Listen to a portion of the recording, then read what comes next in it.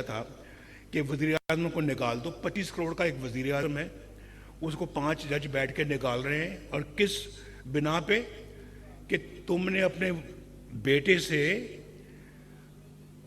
تنخواہ نہیں لی. اور کتنی تنخواہ؟ 10,000 درم.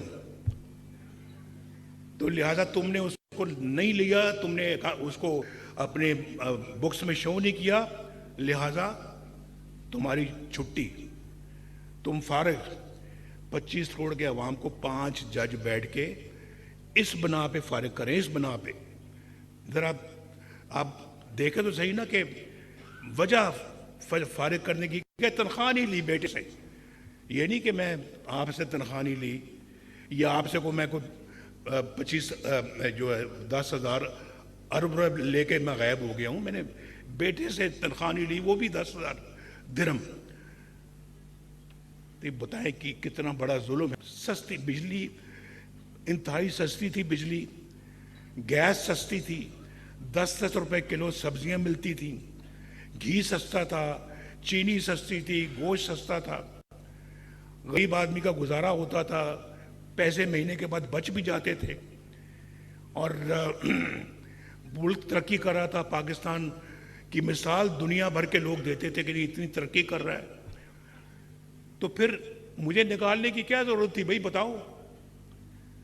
یہ پاکستانی عوام صاحب, یہ آپ کا بھی اس میں قصور ہے.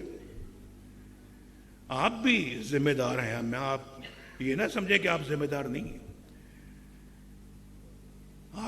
آپ بھی برابر کے ذمہ دار ہیں. آپ نے کبھی پوچھا کہ اتنے اچھا کام ہو رہے تھے؟ مجھے بتاؤ کہ اس وقت مہنگائی کا کوئی نام و نشان تھا جب نواز شریف وزیر اعظم تھا؟ تو پھر کیوں نکالا اس کو؟ اس کے بعد پھر آپ آج یہ دن آیا کہ آج وہ 1500 روپے کے جو ماہانہ بجلی کے بل ہوتے تھے آج 20 ہزار روپے کے ہو گئے. کبھی پوچھا اپنے آپ سے؟ پوچھا کبھی آپ نے؟ نہیں پوچھا. بس اسی بات کا افسوس ہے کہ اگر آپ ان چیزوں کا نوٹس نہیں لیں گے تو پھر پاکستان کے حالات خدا نہ خواستہ اسی طرح کے رہیں گے. وہ جج فیصلہ دے کے کہاں چلے گئے ہیں؟ پوچھا کبھی کسی نے ان کو کہ ذرا آؤ بھی بیٹھو یہاں پہ, آپ بتائیں کہ آپ نے ایک منتخب وزیر اعظم کو 25 کروڑ کے عوام کے وزیر اعظم کو آپ نے کیسے نکال دیا؟ کیسے نکال دیا؟ اور اس پریٹیکسٹ پہ نکالا کہ اس نے بیٹے سے تنخواہ وصول نہیں کی.